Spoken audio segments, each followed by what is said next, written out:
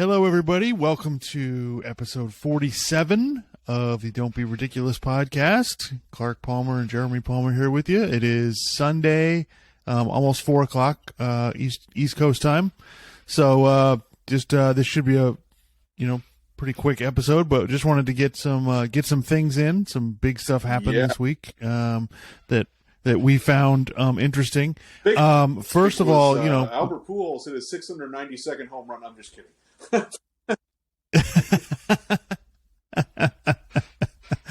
Yeah, it's really sad how no one cares about that anymore. It's just it's unbelievable. Guys are hitting home runs like crazy, and we're just all right, whatever. We're over it. I was more just we completely out that, obviously the biggest story of the week was Deshaun Watson, but I was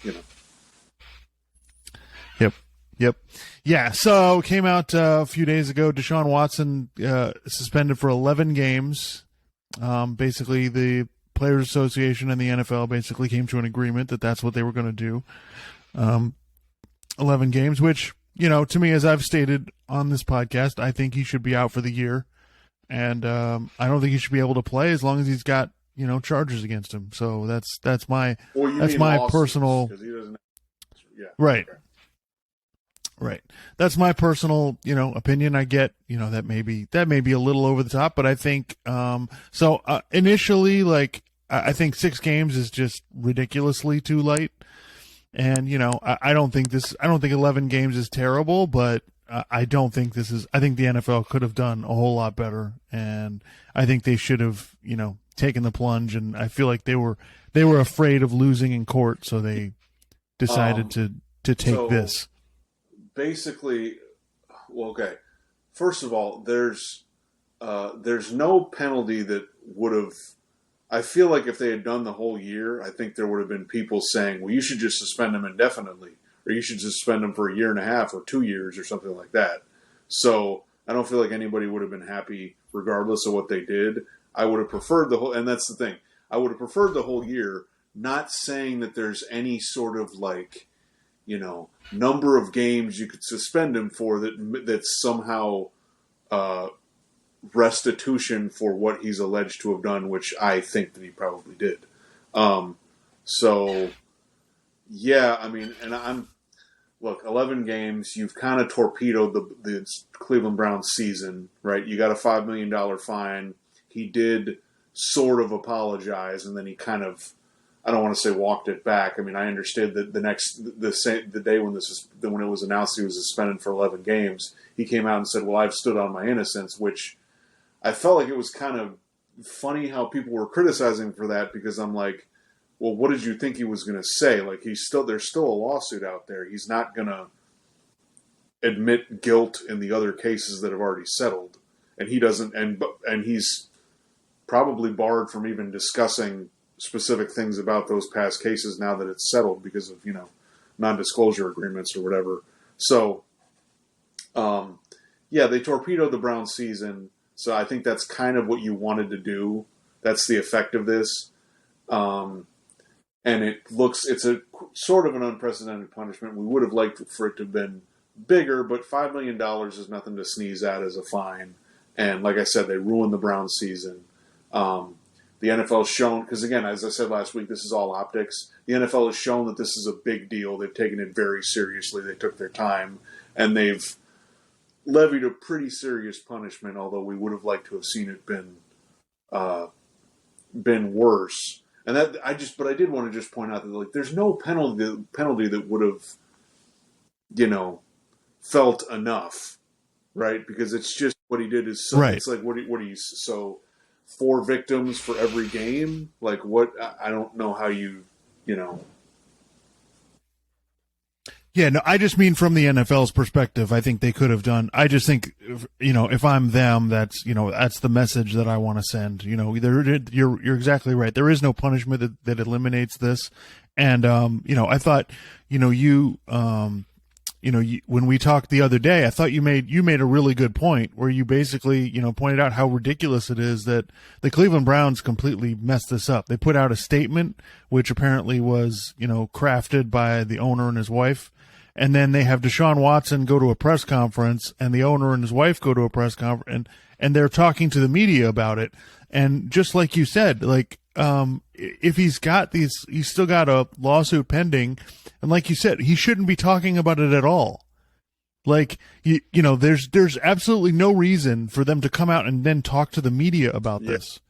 So I think to me, that's the biggest, you know, or one of the bigger travesties of this whole thing is he comes out and now we already know he did stuff because the judge who reviewed it basically said it was predatory, it was egregious, you know, he committed these acts, whatever. And then so for him to come out and say, no, I'm completely innocent and I want to apologize to people that are triggered by this. Yeah. Is just, it's so ridiculous. It's like he should have not said anything. He should have said, listen, based on the pending lawsuit, I'm not going to comment on it.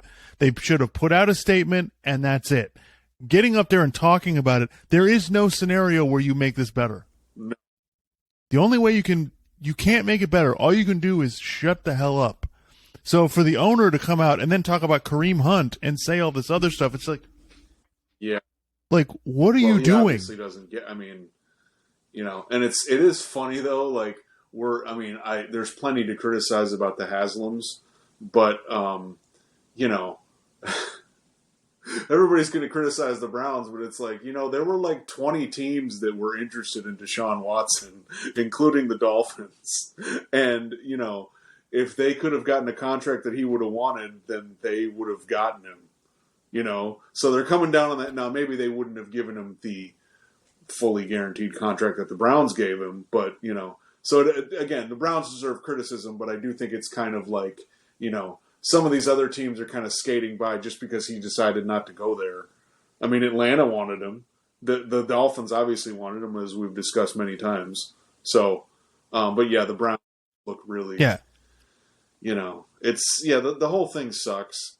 And it's basically like, I don't think one of the, I guess if you want to say positive things, is that by and large, most of what you see and hear on TV, no one's defending Deshaun Watson.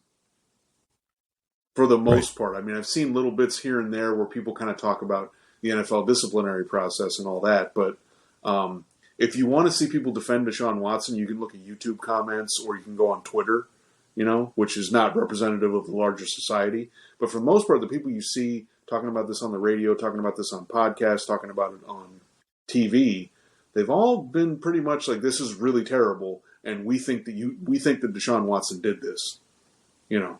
So, or more than likely he did something. So I guess you could say that that's a positive thing because people aren't, because if you wanted to be an asshole, you could easily craft some sort of argument. Well, you know, the women put themselves into that, or some sort of BS like that. But for the most part, people have, you know, and the NFL, they took their time and 11 games is granted they did suspend Calvin Ridley for an entire season for gambling, but, you know, I don't know. I guess that's maybe something positive you can look at. Yeah, I mean, listen, I'm okay with the suspension. It's fine. I'm not out. There's no reason to be outraged. I'm glad it's not 6 games. I thought that was ridiculous. I'm not, you know, so I'm not particularly outraged. I think the NFL did a pretty good job, especially considering their behavior in the past with a lot of this stuff. But what's just absolutely disgusting is that it's obvious, like you know, as the judge said, you know, that he lied about it. You know, that he wasn't telling the NFL the truth, period. You know, so, and then to come out and apologize while at the same time saying that you're innocent, it's just like, you know, there is no way for him to talk about this successfully. Right. It's just not going to happen. So I just think the Cleveland Browns getting Deshaun Watson is one thing, right? We would have said that about any team that got him, but their handling of this whole situation is a shit show. And they should be called out for it. So what's your outlook for the Browns this season? I mean, I agree with you basically that I think they knew when they got Deshaun Watson this season might be lost. I'm not, I mean, you know, we'll see. They still have a really good roster, and that's part of the reason that when you look at them, if they have Deshaun Watson, you're thinking, okay, they could be really good. But that division, I mean, you got to play the Ravens, and the Ravens, assuming they don't have the kind of injuries. And even when they had injuries last year, at one point, they were the number one seed in the AFC. So you got them, you got the Bengals in your own division. The Steelers' defense is going to be good, and they've got they always seem to have good receivers. So, if they have, and I don't know if the Steelers named Kenny Pickett to start. I thought I saw that somewhere. So if he's any good, then that's not going to be. I don't think the Steelers are going to be a pushover. So yeah, Jacoby Brissett is he's fine. And he can be fine for a few games, but you're going to be relying on him for 11 games. I just don't. I don't think you're going to be able to. I mean, I had questions about them beating good teams before with Baker Mayfield or Deshaun Watson. So now you're going to try to beat good teams with. So I just don't think they're going to be able to beat good teams. And then I think in their division it's going to be tough. I just don't see any way around them. I mean, maybe they go 9-8 or something like that, maybe, or 8-9, but 11-6, 12-5. That's out of the question to me. 10 wins is probably out of the question. To me, I think when Deshaun Watson comes back, if they're 5-6 when Deshaun Watson comes back, that would be a win. Right, but then again, he's playing on a different team. He's coming into the middle of the season, And the thing is that people forget, at the beginning of the year, the defenses seem to be ahead of. Well, no, wait a minute. The offenses seem to be ahead of the defenses at the beginning of the season. So, but then I think by the time you reach the middle of the season, things have kind of evened out, and so you're kind of. I guess there is sort of an advantage of. We haven't seen this guy all year, so that can maybe buy you a game or two where it's kind of unexpected and you're not ready for it. But I don't know. I just don't. Them going 5-6 would be an accomplishment, by the time Deshaun Watson gets back. So we'll see. Yeah, I agree with you. I think the season was lost once they went this route. They basically they're throwing this season away. But they got the quarterback that they wanted. And I think the NFL wanted this over with, and so that's what they did. All right, so moving on. I thought this was a interesting topic you brought up the other day. You texted me, hey, why didn't the 49ers just draft Justin Fields? Yeah, well, and so let me preface that I thought quick. So I mean, the reason I've been obviously Colin Cowherd's been talking about it, and then other people have been talking about it. So, we're coming into the season, and it's basically Jimmy Garoppolo. They didn't give him a playbook, and he can practice, but he doesn't practice with the team. He's done. They're gonna buy him out or something, or trade him or whatever. Eventually, that's going to happen. I don't know when, but whatever. It's Trey Lance's team right now. Now they traded up so many picks to get him. Blah blah blah. So then I'm hearing people analyze his play, what they've seen in the preseason and then what they saw in college and whatever. And what really sparked it was I'm watching Peter King do an interview with Colin Cowherd, and he says that, between the end of high school and when he got to the NFL, Trey Lance had thrown 400 passes in games or something because he didn't play the whole last year of college. Right. So I'm like, okay, so he barely played in Division I AA. Okay. And now we haven't really seen, and they're saying, well, he's really a project and all this stuff. And I'm thinking, you traded up for a project. Justin Fields was right there. Justin Fields had more experience. He played at a bigger school against, probably more NFL players, And then physically, he's a big dude. He's got a good arm. He's athletic. He can move around a little bit. You're telling me that you traded up to draft a project. I'm like, are you saying Justin Fields isn't as good or possibly better all around than Trey Lance is? So why didn't you just take Justin Fields? And you probably wouldn't have had to trade up. Well, maybe you would have had to trade up if you were the 49ers. But I just don't. And again, I don't know how good Justin Fields is. He hasn't played that much. But we don't know how good Trey Lance is. And Trey Lance didn't play that much in college. So why didn't you just take I don't get. And again, I don't know how good he's going to be, and he's probably screwed because he's on the Bears, and it looks like they don't know what the hell they're doing. But right, Yeah, no, I think it's a very good point. I think that I thought that was interesting that the whole debate before that draft was, are they going to take Mac Jones or Trey Lance, and nobody was talking about Justin Fields, even though when we watched Justin Fields play that last game against Clemson, well, against Alabama, they played Alabama in the last game, but when they played the game against Clemson and he got banged up and he came out and kicked their ass anyway, it was kind of like, why are we not debating Fields versus Lawrence? But then the whole thing changed as the draft came up. So I think this season is going to be, it's really going to be kind of fascinating to watch those two guys to see who's kind of better, because obviously Trey Lance has a much better situation. He's got a good team where all he's got to do is basically manage it. And then Justin Fields is on what looks like to be a dumpster fire in Chicago. You know, it looks like their offensive line is terrible. My main point is, are you telling me, are you saying Justin Fields can't do what they're going to ask Trey Lance to do this year?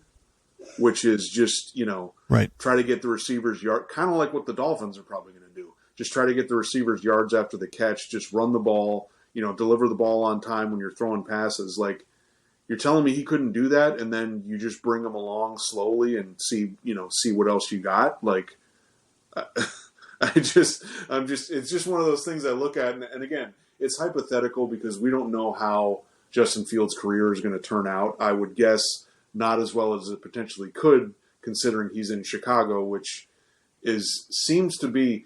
I guess there's a few franchises in the NFL that are just like quarterback wastelands, like the Jets and the Bears, and like teams where there's no real record of ever having a really good quarterback on your team in franchise history. So yeah, it's just it'll be interesting. Yeah, I mean, and I think there are NFL teams that, all right, we're going to support our quarterback. We're going to go all in on this, and we're going to do everything we can to help, to make sure this guy succeeds. And there are teams that just don't do that. Like Baltimore Ravens, they're like, we're going all in on Lamar Jackson. We're going to right. We're going to completely build the whole thing. And then like the Bengals, they draft Joe Burrow. Like, okay, we're going to get Jamar Chase. We're going to get these receivers. We're not going to worry so much about, and so there are teams that really go after that. And then the Bears we'll take defensive players and we'll just take the best player available in the draft. And we're not going to go all out to try to support our quarterback. And this is what you end up with. It's like they let Allen Robinson go for $15 million a year. It's like, yeah, well, you're not paying anybody. I don't understand. That's a whole other thing. Matt Nagy. Okay, so he has Mitch Trubisky, and then you guys decide Mitch Trubisky, this isn't the answer, so you let him go. You don't fire the coach, and then you let them draft another quarterback. Then why the hell did you fire the coach? Why didn't you fire him beforehand? So now you draft a quarterback, you fire the coach, then you bring in another coach. Who's to say that coach even really likes that quarterback? Like, what the hell are you doing? Yeah, and it's the same thing we go through with the Dolphins. Like, as much as I criticize Tua, like, this is the third different offense. Like, I can't, you know what I mean? I can only bang on him so much. It's like, Jesus Christ, could we get, a little bit of continuity? But yeah, I don't. So yeah, I think San Francisco, this is a really controversial trade that they made. This is going to get people fired if it doesn't work out, because they gave up 3 first-round picks, to get this guy who he had like 14 starts or something in college. And you did all this, and it's like you have this team that's ready to go. And so I think it's ridiculous that people are like, oh, well, Trey Lance has got to be good this year. It's like, he probably won't be. Like, he's not ready to go right now. Now, I agree with them taking him over Mac Jones because they have Jimmy Garoppolo. What the hell do they need Mac Jones for? So I have no issue with them taking Trey Lance, and I went back to this. I pulled up the draft. Like, I said this at the time. Like, this isn't the first time I've said this. I said this at the time. Everybody who didn't draft Justin Fields is going to regret it. Detroit, Carolina, Denver, Philadelphia. Like, what are you doing? Like, okay, Denver got lucky. They managed to trade for Russell Wilson. Good for you. Detroit had basically had to give up on Matt Stafford for Jared Goff. Congratulations there. Carolina's got, what is it, Sam Darnold and Baker Mayfield. Like, great job there. Right. They drafted Matt Corral last year. So it's like these teams, like, you need a quarterback, take him. Like, I don't understand. Like, we're in the NFL now where these guys, the rookie contracts is such an advantage. Just draft the guy. I don't understand these teams that are like, we don't have a quarterback, so what is it? And they just sit there. I don't know how good Justin Fields is going to be. Well, we saw him play a little bit last year. He's a big dude. He's got a good arm. He can move around. He can throw on the run. Like, he could potentially be pretty good if he's in the right situation.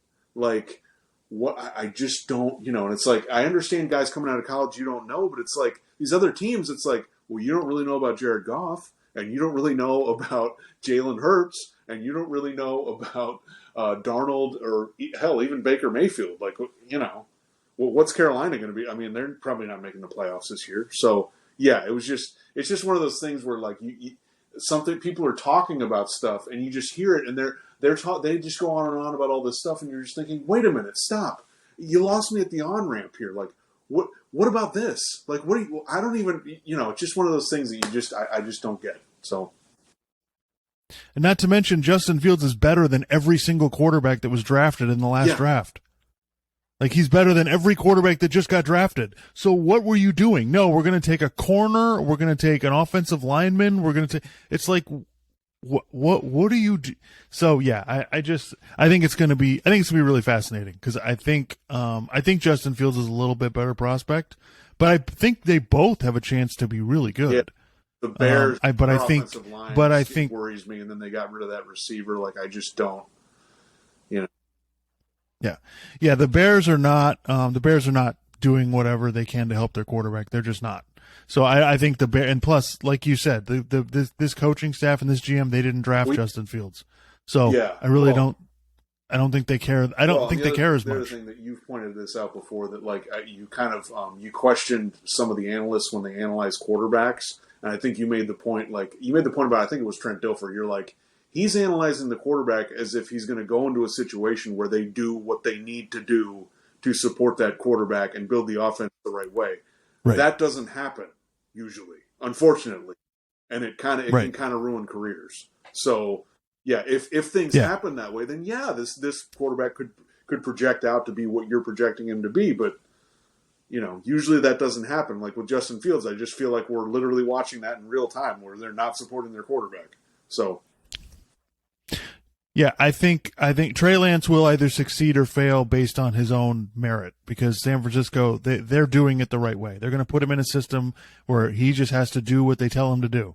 Like they're going to make it, Kyle Shanahan's a really good coach. They're going to make it as simple for him to do as he can. Justin Fields is going to be out there running for his life, so it'll be really interesting to see if, the one guy running for his life ends up being better than the guy who has everything for him, and I will say this, like if you're going to be the Bears, I'd rather have Justin Fields than a lot of these other guys because at least he can move. He's a big guy. He's not, he's probably going to be able, physically be able to survive on that team.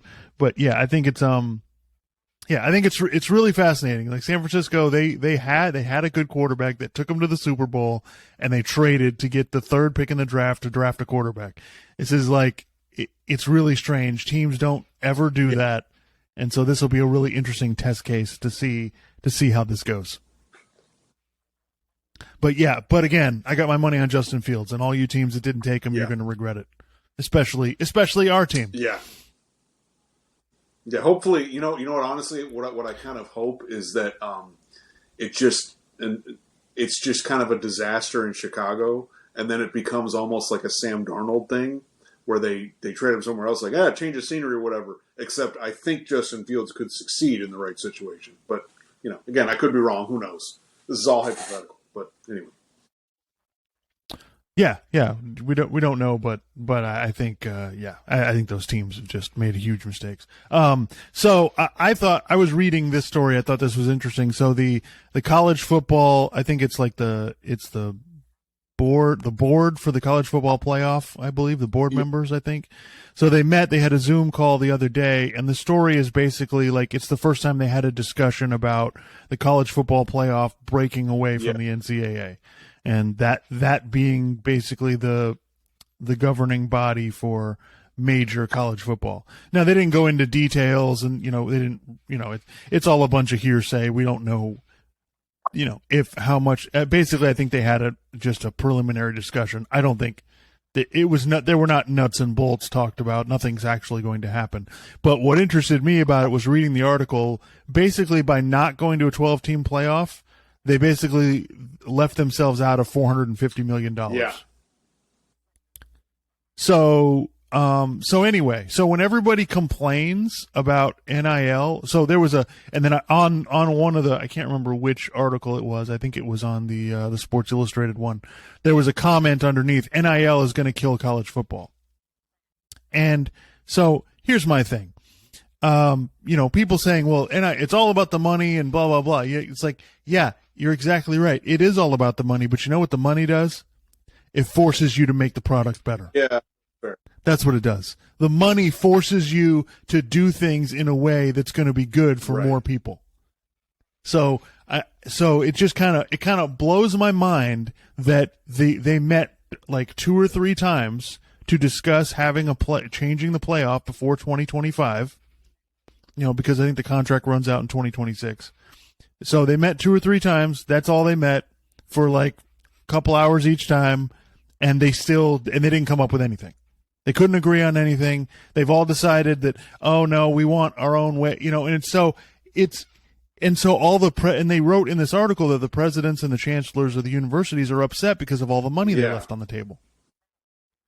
So it just this I think it's interesting because this has been my argument for the last few months, has been, no, college football should follow the money.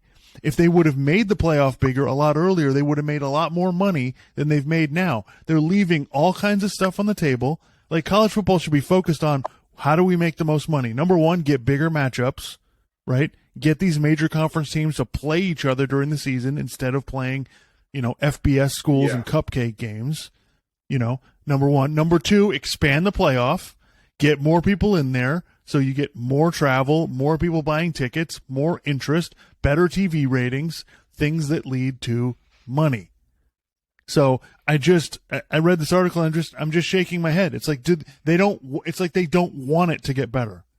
It's like they're perfectly comfortable with where they're at and they don't want it to get better. Now, maybe this will change things because people now are understanding how much money they're actually leaving on the table. And I believe $450 million is a conservative estimate. Well, I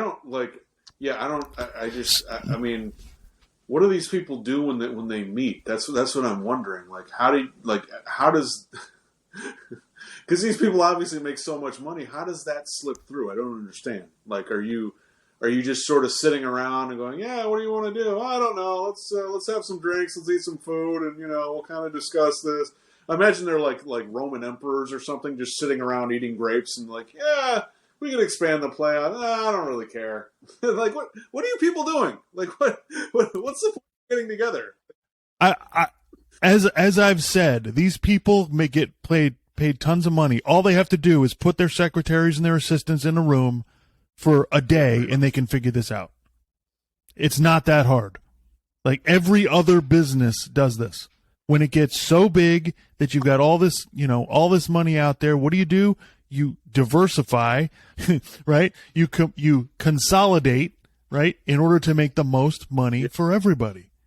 So it's amazing. They're in this, well, we kind of want this, but we kind of don't. We kind of want to play off, but it's 4 teams, not more than that. We really don't want. So it's just, it blows me away that this is where we're at with it, that they can't, And then one of the complaints that Colin Cowherd was saying this on his show, that they didn't like the idea that there might be rematches.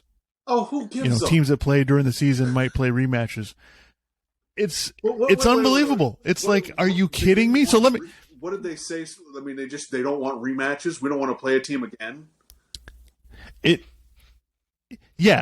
one of the things that they were trying to avoid. One of the negatives for expanding the playoff.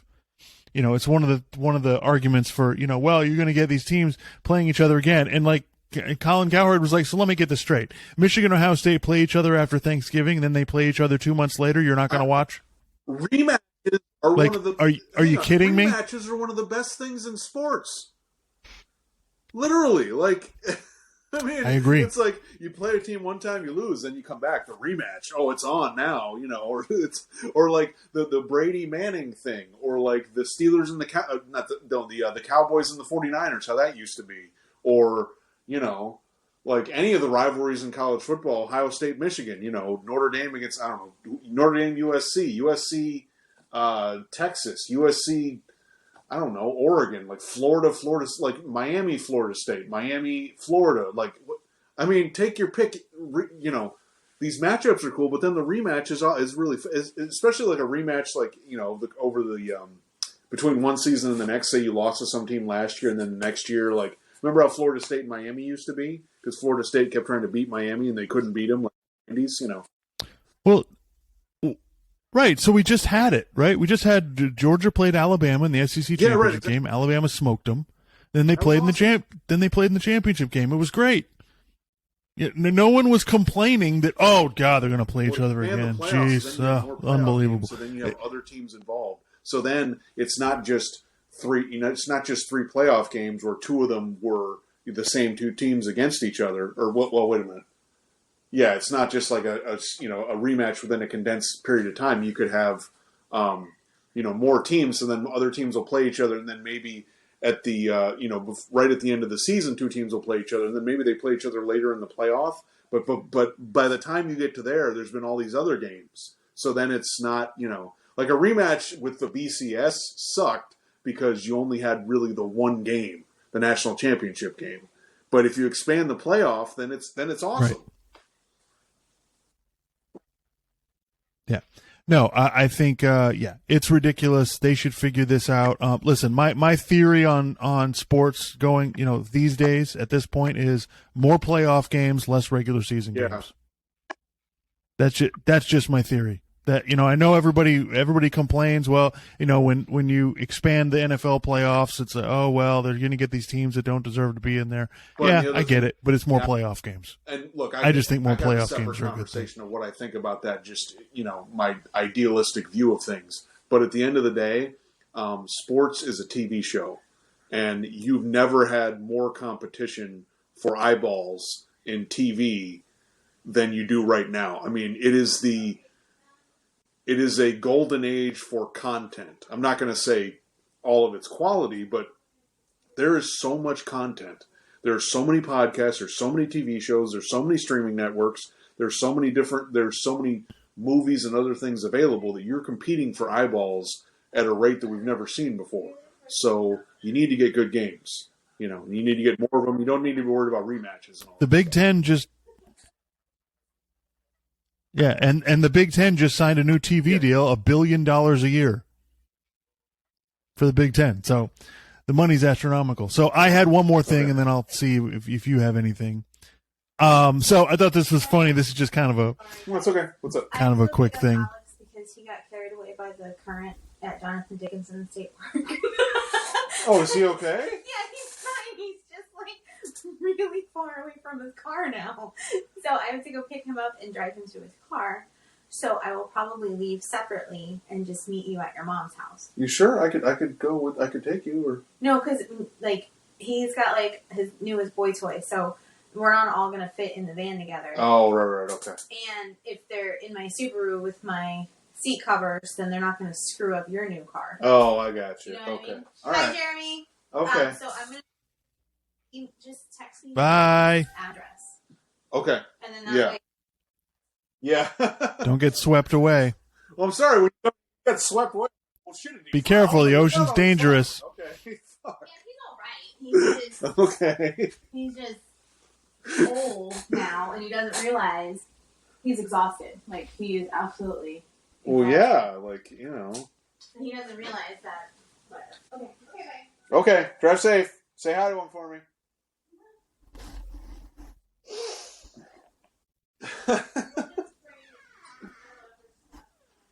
Okay, all right. Hey, What's up? here's Mickey's present. Oh, right. Okay. I will not Here's forget. Mickey's present. Oh. Oh. Bye, guys. Wow. Bye.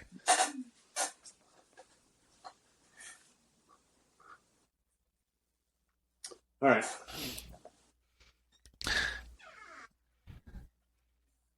Yeah, so as usual, before the season starts, all these shows have to talk about the Cowboys because it's a right of, you got to play the hits when you're on the radio. Facebook, So, and it showed the Dallas Cowboy, the star, right? And it said, "This is not a symbol; it's a rating, as in 1 star."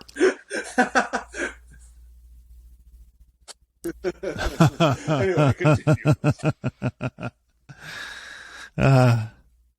Yeah, so I thought it was interesting, talking at Cowboys camp or whatever, and everybody's freaking out because the Cowboys had 17 penalties in their first preseason game.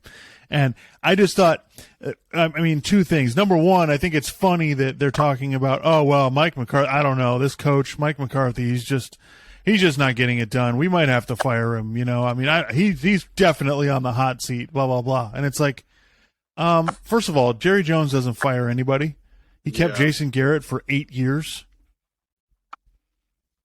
I was just looking that up before we went on. 2011 to 2019, he was the head coach. Basically the same story almost every season. So, the idea that, oh, well, they're going to, McCarthy, God, he's got Dan Quinn, whatever. First of all, they're not going to fire the coach. Like, stop it right now. If the Dallas Cowboys knew what they were doing, they wouldn't have hired Mike McCarthy in the first place. So I don't believe they're firing the coach. We were talking about this earlier. We both don't like the Cowboys this year. I think their defense is going to have to carry them because I don't think their offense is going to be as good as it was last year, and I think it had some question marks last year.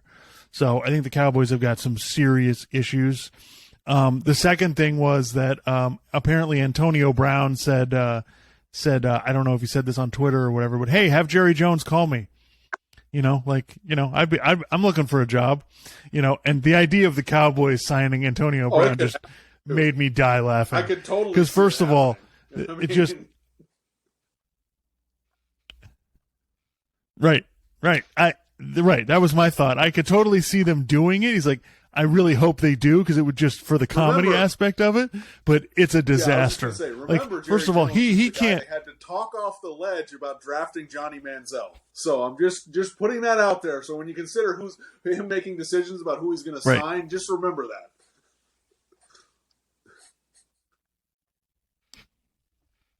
Yeah. So I wouldn't be surprised at all if they did that, and Antonio Brown would not survive in Dallas at all. There's no chance. There's no way he could play in a major media market, especially that one, where they are so, tied into it, and the Cowboys have national, they get national coverage. So everything Antonio Brown did was under a microscope. But it would just crack me up if in week 6, they bring in Antonio Brown. The thought of that just drives me absolutely insane. Yeah. Well, just while you were talking about McCarthy, just real quick, for NFL fans out there, whoever your team is, okay, I want you to think about who your head coach is. Basically, if your head coach is sort of a younger guy, kind of energetic, and is an offensive guy, you could be in good shape. Now, again, there's a lot of things that go into it. It depends on how your drafts are, if you have the right quarterback, if all these different things. But if you have a coach like that, a lot of times those teams are pretty good. Obviously you look at Sean McVay, Kyle Shanahan. The Eagles made the playoffs last year. They got kind of a younger coach. Some of the coaches in the Bengals and the Browns coaches, things like that. But if you have Mike McCarthy, or I'm trying to think of other examples, I don't know if the coach of the good. Yeah, Wade Phillips, Robert Saleh, Wade Phillips, defensive guys. You're not really positioned for success the way the NFL is today. And even for instance, Mike Tomlin, he's a defensive guy, but the Steelers they never fire their head coach, but he just keeps winning. But you do have to question: is he, are the Steelers going to be a Super Bowl contender unless they get the right quarterback? So yeah, it's like with McCarthy, it's like, well, yeah, you guys aren't really going to go anywhere because you got to be innovating on offense. You can't just be like when and this is a while ago, but even when the Vikings had Brad Childress, people would criticize Brad Childress because, like, well, his offense isn't very innovative. It's not very, interesting. Like, it's not like Sean Payton or something like that. And it's like, you kind of have to be that way, the way that the NFL is now, the way that how talented players are on defense and how fast they are. You can't just line up and we're just going to do this and we're going to beat you. You really can't do that anymore.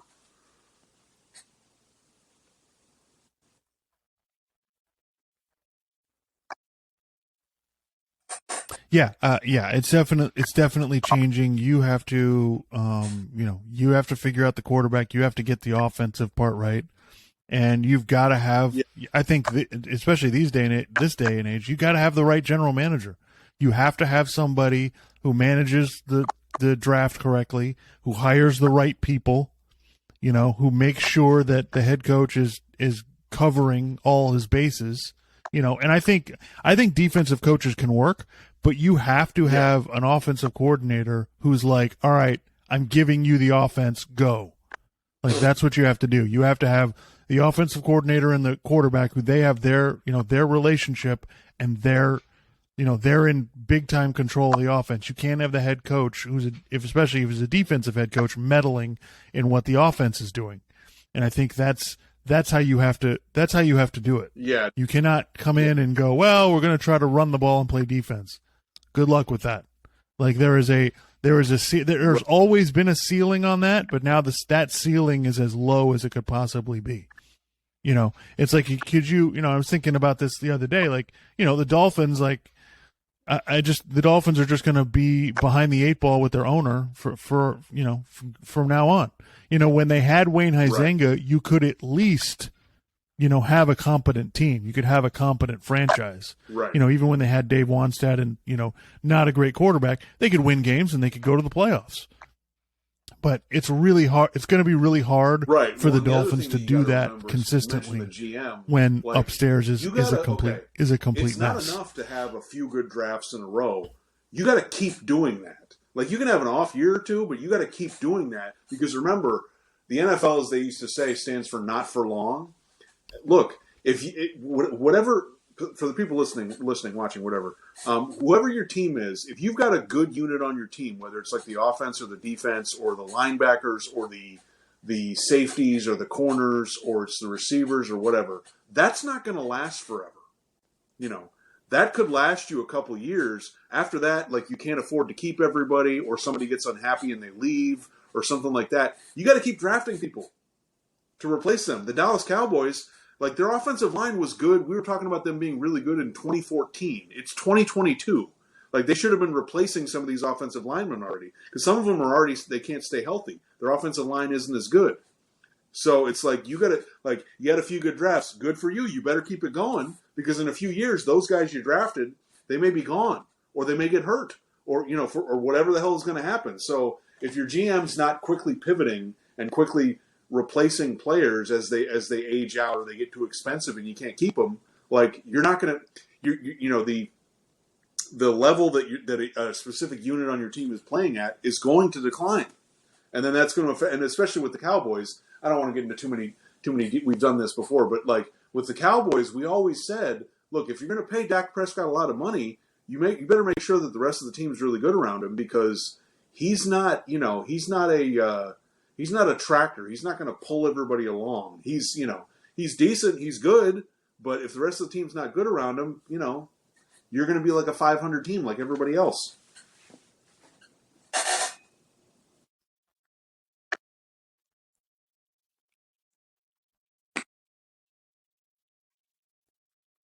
Yeah, and I think the Cowboys, I definitely think, we're trying to change it a little bit, getting rid of Amari Cooper's contract. And, I think they were trying to, but they've still got Ezekiel Elliott on the team when they don't need him, and they're still paying him a lot of money. So, the most valuable thing in the NFL is guys on rookie contracts. And so the only way to get cheap labor in the NFL is to draft well. So it is the easiest way for your team to be really good is to draft well. Because you can overcome everything. Paying your quarterback a lot of money, you can overcome that. I mean, look, if Yeah, you've drafted they will pay a well. lot for free agents. So and it's stuff just like you've that, got to but get they 3-4 draft and players out of develop every draft. Second, third, fourth round picks. They draft them, they develop them, and they get them to be. I mean, maybe they're not like Pro Bowlers or whatever, but if you can draft and develop guys and they can be like starters on your team, you've done a really good job. So you have to like teams that it's like, oh, we're just gonna sign all these free agents. Well, that's not enough. You still have to be drafting and developing players. Same thing in the NBA too, but that's a separate discussion.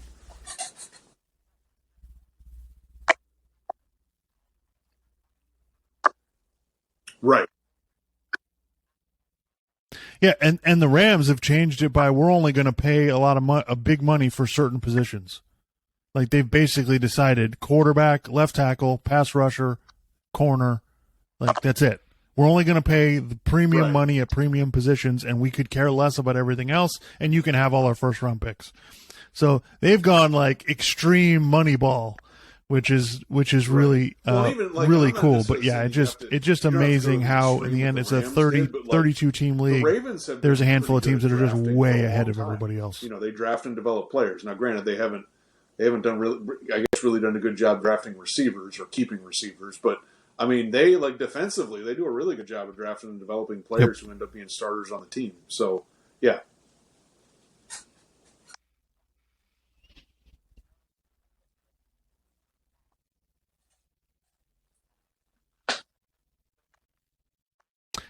Speaking of the Ravens, so Steve Young came out the other day. Steve Young, former quarterback for the 49ers, Hall of Famer, said that basically Baltimore's not putting Lamar Jackson in position to be competent throwing the ball down the field.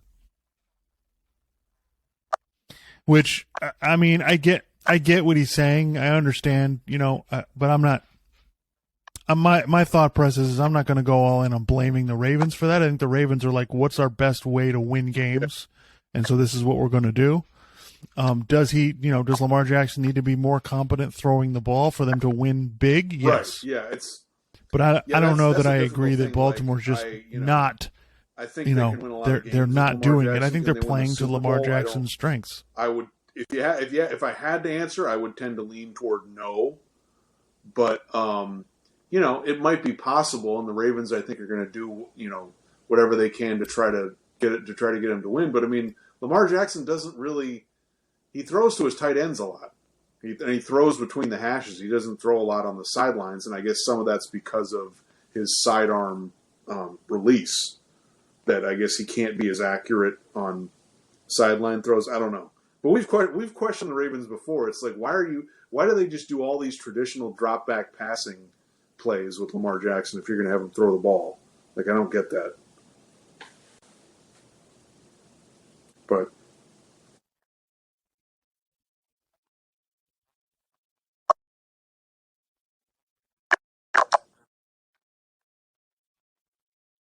Yeah, I think Right. Yeah. I would like to see what somebody like Kyle Shanahan or one of the premier offensive coaches, Sean McVay, I would like to see what some of them could do with a guy like that. I was trying to think of anything. But that's all I had written down. Do you have anything else that you wanted to talk about? We talked about Kevin Durant last week, I guess. No, I was just kind of, I can't remember all what we talked about, but I was really getting annoyed by all these different reports about things. It's like, oh, well, this and this. It's like, this is not a story. Like, well, this team says that they're in on him. It's like, okay, let me know when something actually happens. Like, I don't think these are stories, but I don't know. We're like, go ahead.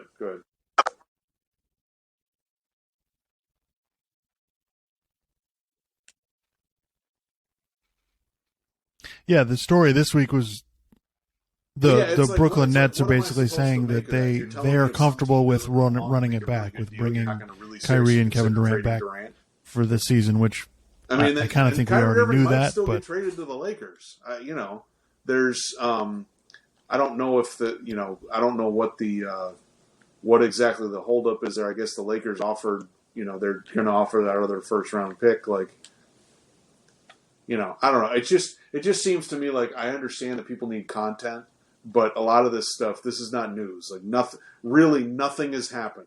I mean, basically the only things that have happened with the Durant thing are he said he wanted to trade, and then he said the organization needs to decide between him and Steve Nash and Sean Marks.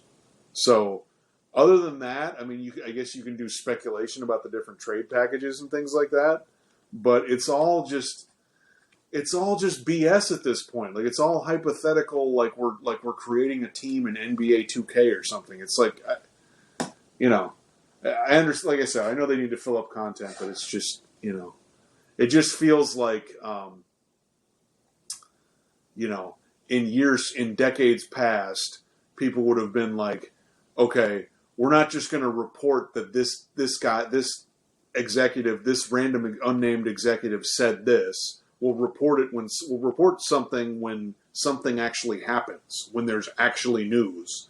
And a lot of this stuff just literally is not news. It's all speculation and debating stuff, and it's, But I don't know. I guess that's kind of what it is. What it is.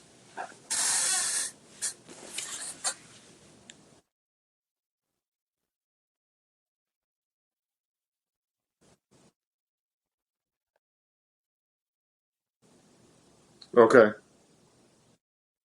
Yeah. Oh, right. Yeah. So I think we have college football next weekend. Yeah, it's nobody good, but it's there's a handful of games now that they do that week 0 thing. Right. So I think so next weekend we've got to do it either next weekend or the weekend after. We've got to do our NFL preview because season's coming up. But I'm guessing I guess what we should do is next weekend do a college football preview, and then weekend after that we'll do the NFL preview. Right. Because there's some major games that Labor Day weekend. You got Notre Dame gonna play Ohio State and probably get smoked.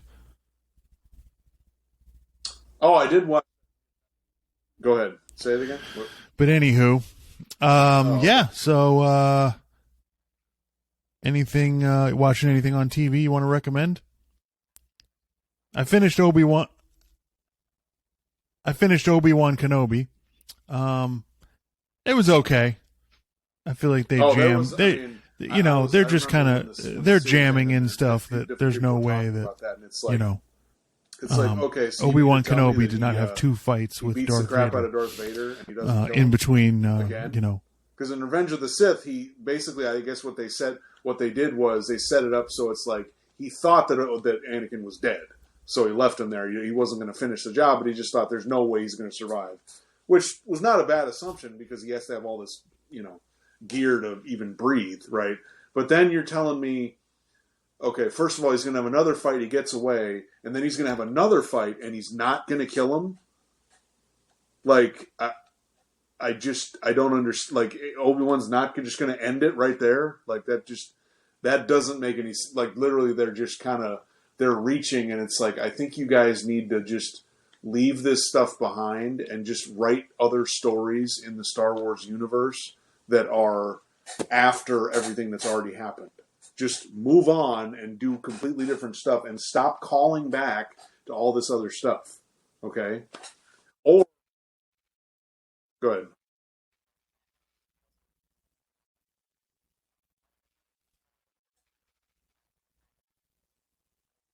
Yeah. Well, I think you have to do some callbacks because that's the reason people are watching it. But I did enjoy The Mandalorian a lot better than Obi-Wan. I did think that was Did you watch the that was more Manti Te'o interesting because documentary? it's a whole kind of side hustle, I'll say, for what's going on. But yeah, it was okay. I wasn't. I certainly wasn't blown away. I was like, dude, you were just like, you had a girlfriend, did. but you never met her before. I'm a little, after watching that, I'm a little more sympathetic to the situation. I was kind of like, dude, she was supposedly your girlfriend for like, what, a couple years or something, but you never met her? Like, that still seems odd to me. But then it's like, oh, well, I guess. Oh, okay. all right, still, it still seems a little odd to me. But then they're like, then they're saying that he's more. It was just the one. It was just the one season.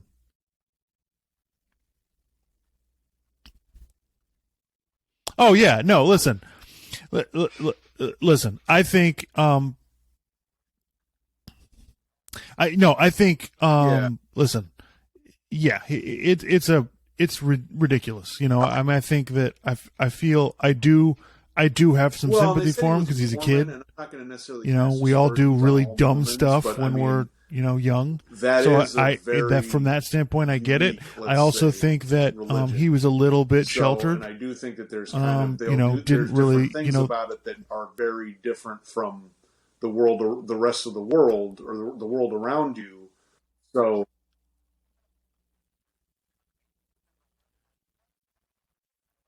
right,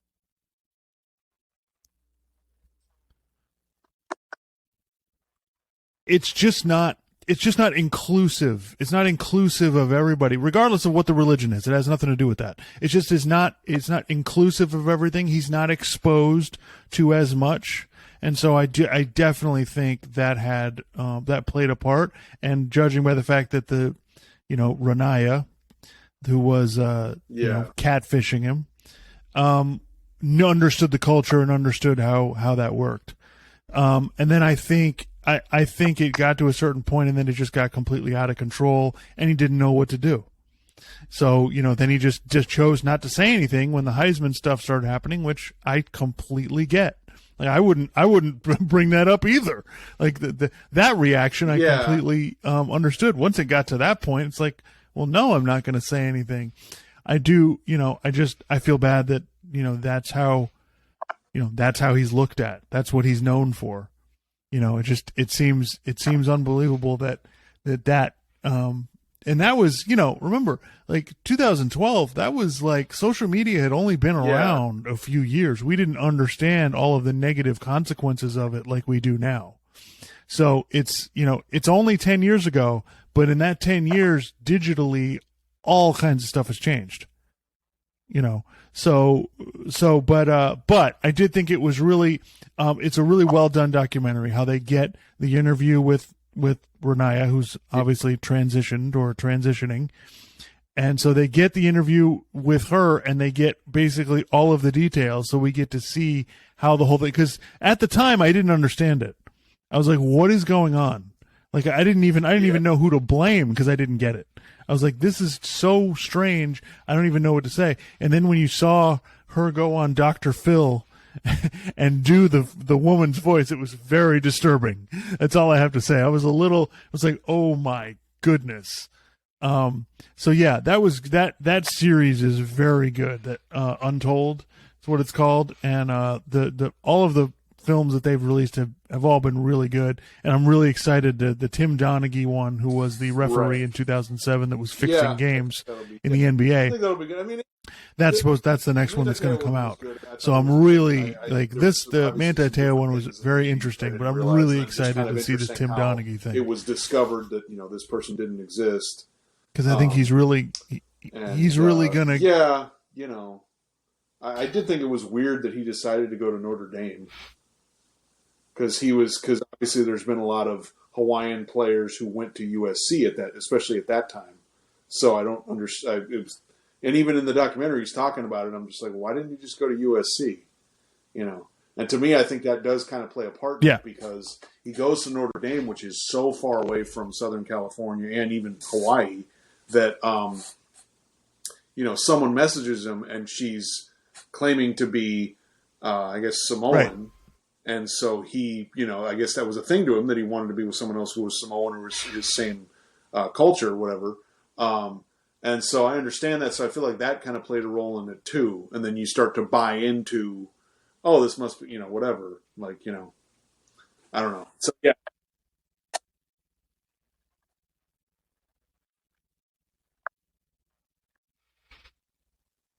Yeah.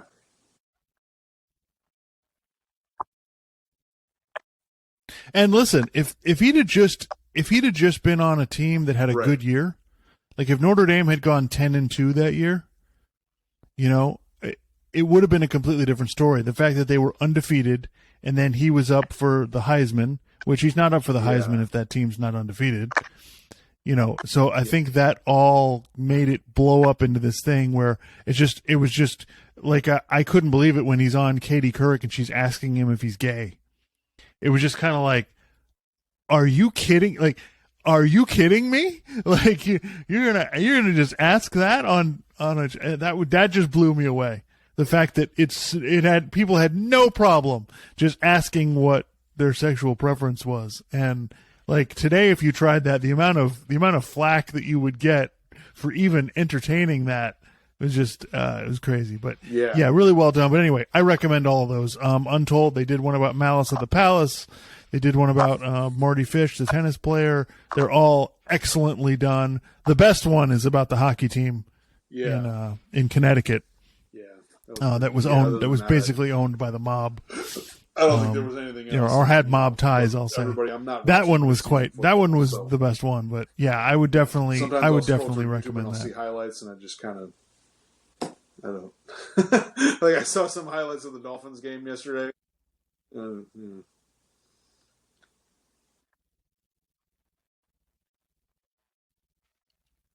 Yeah.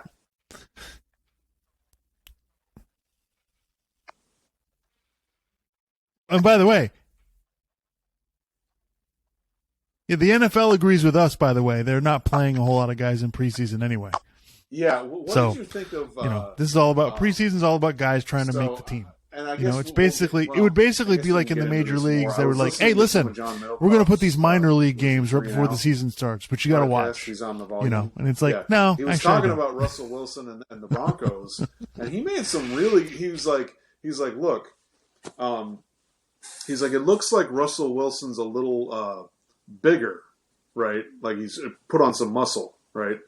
And he's like, so does that mean that he's going to run around a little bit less? And if he's running around less and he wants to just beat everybody from the pocket, like how realistic is that, given his height? And he's like, I've stood next to Russell Wilson. It's incredible how short he is and how much success he's had in the NFL. So he was kind of bringing that up, and I'm like, well, that's kind of interesting. And then everyone's just seemed to ignoring, like, Nathaniel Hackett has not been a head coach ever before. So, if people are saying that he's going to be really good, they're saying that based on who his father was, Paul Hackett, who I guess was a coach for a long time. So, I just that's kind of why this year I don't really know what the hell to make of the Broncos. Like, I think they probably should be better than last year, but Colin Cowherd is all in, and I'm just like, Nick Wright is just kind of shitting all over him, and I'm like, I'm not really there, but I'm not, I don't know that they're a Super Bowl contender. Like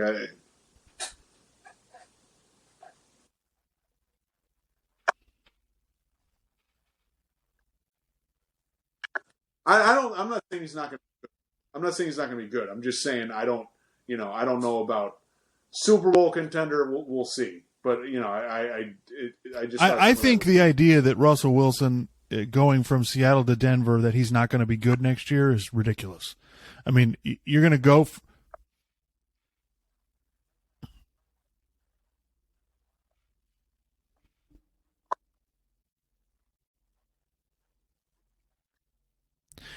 Yeah, I agree. What's their what is their offense going to be? Because they have so much. There's a lot of talent on that team. They have good running backs, good receivers, good offensive line. Like, you can kind of, they don't need to go any one way. They don't need to say, all right, just hand it over to Russell Wilson. They don't need to do that if they don't want to. So, Greg Cosell was on Colin Cowherd the other day, and he was basically saying this, like, what's the offense going to be? Like, are they going to, he's like, they probably, they can run the ball. Like, they don't need to just go out and throw it 70% of the time. Like, they can actually be kind of balanced if that's what they want to do. Yeah. So we'll see. I'm interested to see what the offense is, but I find it, anybody, to me, I think it's ridiculous for anybody acting like, well, the last couple of years Russell Wilson wasn't that good. Anybody who's saying that is just, to me, insane. I think there's no way he doesn't put up good numbers on this team. Like, what? I don't know. This is bad. Like.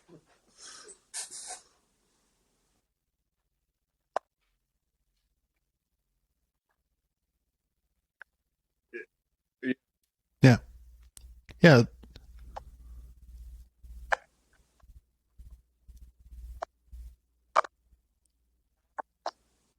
Right. Yeah. Who's got all the playoff wins? Tom Brady, Matthew Stafford, Patrick Mahomes. You know, so he's won 3 playoff games the last 7 years. Well, I mean, okay. You know, he's also been to 2 Super Bowls. So, you know, yeah, I think the fact that Seattle, I think it's kind of the same thing that everybody was doing with Matthew Stafford. You know, well, he's never won a playoff game. Well, yeah, because he played for the freaking Lions. It's like, well, Russell Wilson wasn't very good last year. Yeah, because the Seahawks sucked. It's like, I don't even, you know, to me, it's just, these things are obvious. I don't know why this is a struggle. So let me get this straight. Russell Wilson's going to go to a team with a whole bunch of first-round picks on it, it's one of those much better players. Like, okay, I mean, they're going to be, you know, they're going to be better coached. I don't know if the coach is great, but they're going to be better coached. I think I've already right? He's got a lot more talent to work with. Yeah, they're going to be really good. You know, 8 or 9. Are they going to win the Super Bowl? I don't know. Who could possibly win the Super Bowl? But yeah, well, we should do that. That's always fun.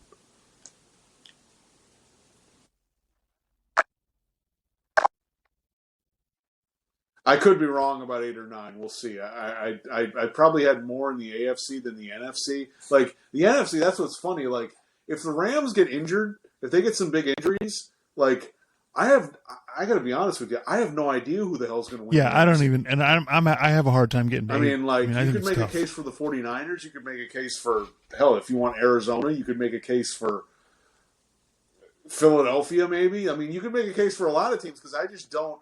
Who's the juggernaut in the NFC besides the Rams? You know, like right.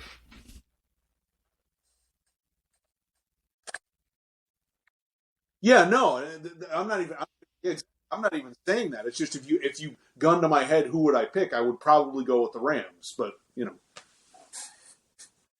right. And I think the Rams are good. They're not like a shoe-in. You know, it's not clear.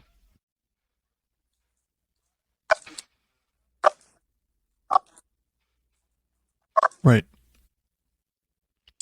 All right. Well, I think we're about time to get out of here. Out of gas. All right, folks. Thanks for tuning in. Make sure to like, subscribe, hit that thumbs up, send us a comment, tell us how smart we are or how stupid we are. You know, either way works. And thanks for listening.